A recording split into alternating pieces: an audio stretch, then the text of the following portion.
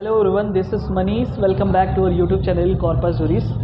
जैसा कि आप सभी लोगों को पता होगा कि अभी जो है बिहार जुडिशरी का नोटिफिकेशन जो है आ चुका है। उसमें बहुत सारे जो है आपको सिलेबस देखने के लिए मिला होगा। जैसे कि कुछ जो मेजर्स सिलेबस होते हैं वो तो आपको पता ही होगा। तो जैसे सीआरपीसी हुआ, आपको आईपीसी है, एविडेंस है, ठीक है, ये सब तो पढ़ना ही पढ़ना है। कॉन्स्टिट्यूशन हुआ, तो उसके साथ ही साथ आपको एडमिनिस्ट्रेटिव लॉ भी पढ़ना है, स्पेसिफिक रिलीफ एक्ट पढ़ना है, कंपनी लॉ पढ़ना है। उसके बाद जो है आपका वो ट्रांसफ़र ऑफ प्रॉपर्टी एक्ट भी पढ़ना है, कॉन्ट्रैक्ट पढ़ना है, टॉर्ट्स पढ़ने हैं। देखिए, ये बहुत सारे सिलेबस हैं जो आप हटके हैं। अगर आप यूपी जुडिशरी का आपने पेपर दिया होगा तो इसका सिलेबस जो है थोड़ा सा चेंज था, लेकिन ऐसा नहीं है। कुछ ही जो है आपको नई चीज़ें पढ़नी होंगी। तो उसमें जो है आज के इस वीडियो में हम बात करने वाले हैं टॉर्ट्स के बारे में। ठीक है, देखो टॉर्ट्स नया है, सबसे पहले उसको पढ़ो अभी। उसके बाद एसआरए पढ़ लो, स्पेसिफिक रिलीफ एक्ट के बाद जो है फिर हाँ, फैमिली लॉ भी एक रह चुका है, उसमें हिंदू मुस्लिम लॉ पूछे जाएंगे।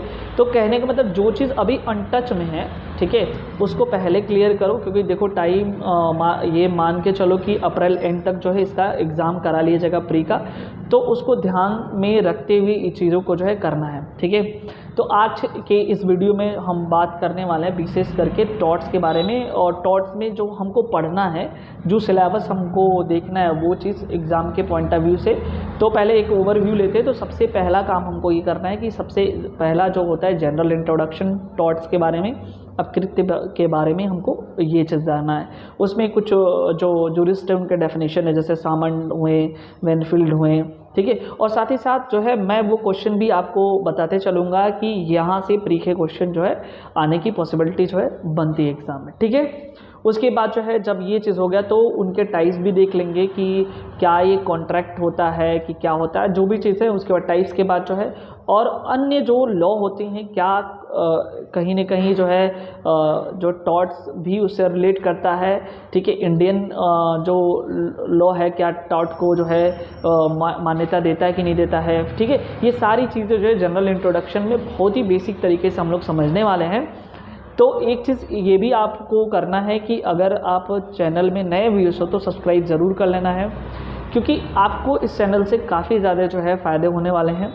अगर आप जो है नहीं जुड़े हैं तो ज़रूर से ज़रूर जुड़ जाइए, हमारे प्रीवियस लेक्चर को देखिए और प्लेलिस्ट में जाइए, बहुत सारे वीडियोज़ जो है अपलोडेड हैं, वहाँ से उसका लाभ उठा सकते हैं। ठीक है, तो पहला हमने देखा कि सामान्य परिचय में हम लोग ये चीज़ें देखेंगे। ठीक है, सेकेंड जो पोर्शन यानी कि सेकेंड चैप्टर पॉइंट्स में हम लोग देखेंगे उनके जो दायित्व हैं, अपकृत्यात्मक विधि के क्या दायित्व हैं और उनके सिद्धांत। ये पॉइंट काफ़ी इंपॉर्टेंट है क्योंकि इसमें प्रिंसिपल आपको देखने के लिए मिलेंगे। जैसे सबसे पहले वाइकेरियस लायबिलिटी है, उसमें आपको जो है मिलेगा वो रेस्पोंडेंट सुपीरियर का प्रिंसिपल मिलेगा, एजेंट का और सर्वेंट की जो प्रिंसिपल होते हैं वो ये सारी चीज़ें उसमें देखने के मिलेंगी।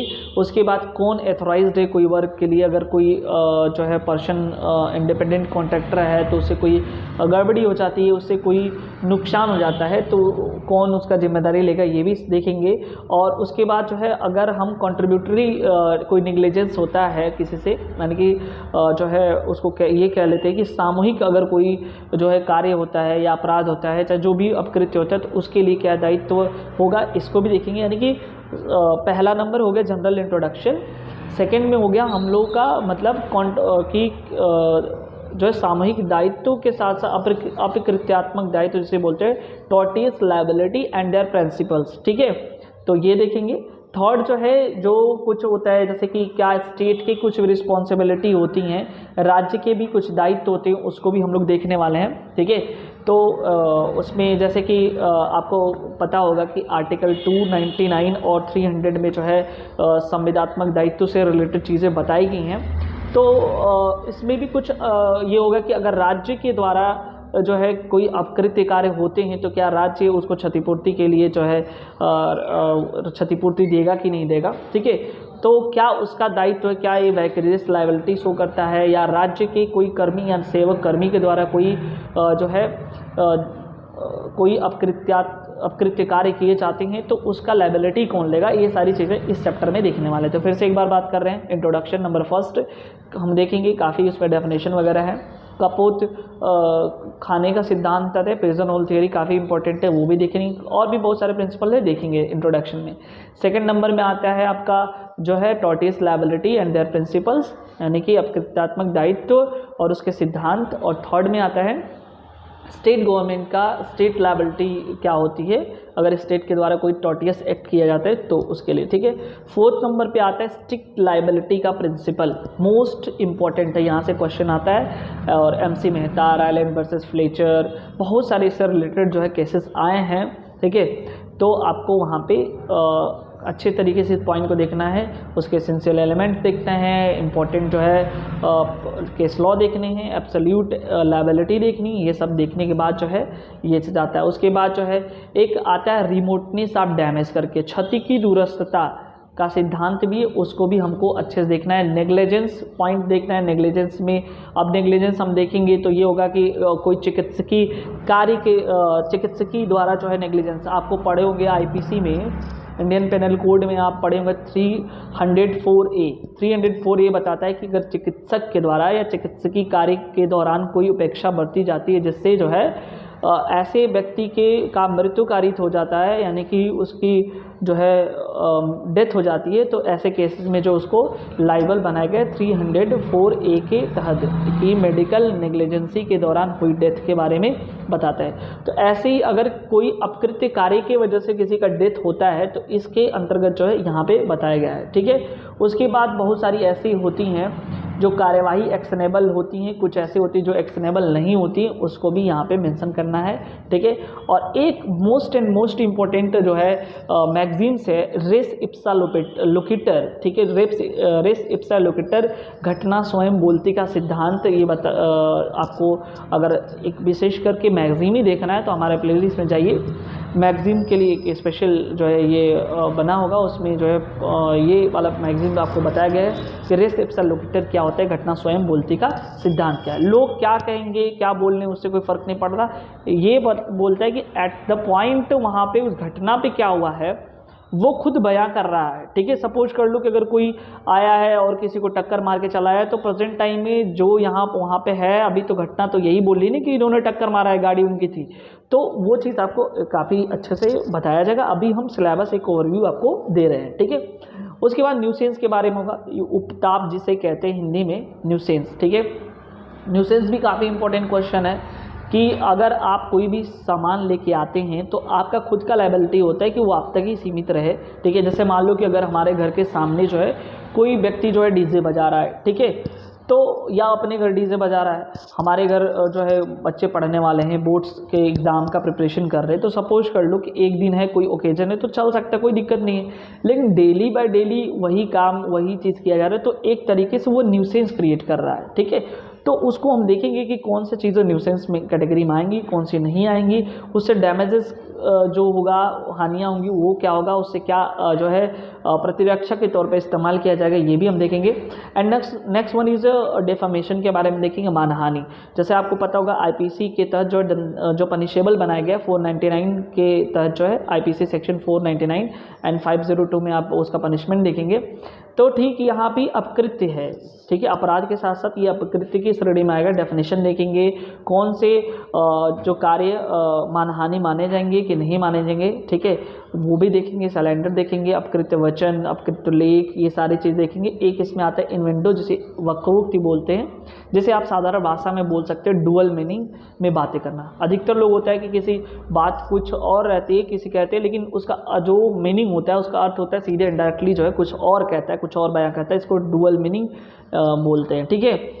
डुअल मीनिंग लैंग्वेज बोलते हैं, या ऐसे कर लो कि इन्वेंडो या वक्रोक्ति करते हैं। इससे कुछ देखेंगे हित की संरक्षा कैसे किया जाए। बहुत सी चीज़ें ऐसी होती हैं, इंटरेस्ट है, जिनको डेफमेशन की कैटेगरी में नहीं माना गया है, उसको भी देखेंगे। और एक विद्वेषपूर्ण जो है अभियोजन है, मैलेसियस जो है, इसके बारे में देखेंगे। उसके बाद जो है बॉडी के प्रति अतिचार, जिसको बोलते हैं ट्रेसपास टू बॉडी, ठीक है। IPC में भी इसको पनिशेबल बनाया गया है। उसमें आपका आता है बैटरी आता है, शॉल्ट आते हैं, ठीक है। 3 अगर उधर जाएंगे तो बल्ब वगैरह की परिभाषा दी गई है 349 वगैरह में, 350 में, 351 में आप देखिएगा आईपीसी में। तो वहाँ हम आईपीसी जब बताएंगे तो अच्छे तरीके से बताएंगे वहाँ भी। अभी यहाँ के कॉन्टेक्स्ट में हम ये सिलेबस होल जो है ये बता रहे हैं कि आपको पढ़ना क्या है, ठीक है। अगला आ जाता है जनरल एक्सेप्शन, सामान्य अपवाद, जिसको बहुत अच्छे से पढ़ना है। जो सबसे पहले सम्मति के बारे में बात करिए, कंसेंट। कंसेंट अगर आप दे देते हैं किसी व्यक्ति को और आप मेजर हैं तो आप उसका फ़ायदा नहीं उठा सकते कि हम अगर आपको हानि हुआ। सपोज कर लो कि अगर हम जा रहे हैं क्रिकेट स्टेडियम में और वहाँ पे क्रिकेट देख रहे हैं तो हम ऑलरेडी पैसा पेड करके टिकट कटा करके वहाँ बैठे हैं, तो अगर किसी क्रिकेटर बैट्समैन के द्वारा से बल्ले से लगा हुआ बॉल अगर आपके पास आता है और आपको उसको डैमेजेस हो जाते हैं तो क्या होगा कि उसके लिए आप ये नहीं कर सकते कि क्लेम कर देंगे उसके ऊपर और उससे डैमेजेस आप ले सकते, क्योंकि आपने खुद अपना कंसेंट दिया है ऐसा कि यहाँ पे हो सकता है, ठीक है। तो तमाम ऐसे चीज़ें उनको अच्छे तरीके से देखेंगे। उसके बाद जो है फिर कोई एक्ट ऑफ गॉड होता है तो तब क्या होगा, प्राइवेट डिफेंस में क्या होता है, कोई आप भूल से कोई काम कर सकते हैं, नेसेसिटी, ये सारी चीज़ें जो है मैं उन सब पे जो है लिंक करा के आईपीसी से बताऊंगा ताकि आपका आईपीसी भी तैयार हो जाए। और जहाँ तक होगा लिंकिंग प्रॉपर्टी मैं सबसे लिंक करा दूंगा, ठीक है। और फाइनली जो है हमको देखना है यार रेमेडी यानी कि उपचार क्या है, ठीक है। तो जैसे ये होता है कि न्यायिक उपचार होते हैं, एक न्यायिकेतर उपचार होते हैं, यानी कि जुडिशियल से भी हो सकता है, एक एक्स्ट्रा जुडिशियल से भी हो सकता है। इन सारी चीज़ों को देखेंगे। होल सिलेबस हमने आपके सामने डिस्कस किया, डॉट का पोर्शन है, ठीक है। तो हम मिलेंगे नेक्स्ट वीडियो में और सीधे पहले ही जो हमारा इंट्रोडक्शन वाला पार्ट है वहीं से डिस्कस करेंगे, ठीक है। तो ठीक है, आप फिर मिलते हैं नेक्स्ट वीडियो में। तब तक के लिए जो है आप ये जो है चैनल को सब्सक्राइब ज़रूर कर लें। अगर आपको इस चैनल से कोई भी जो है फ़ायदे होते हैं तो बिल्कुल अपने दोस्तों को शेयर करना ना भूलें, ठीक है। Thank you so much.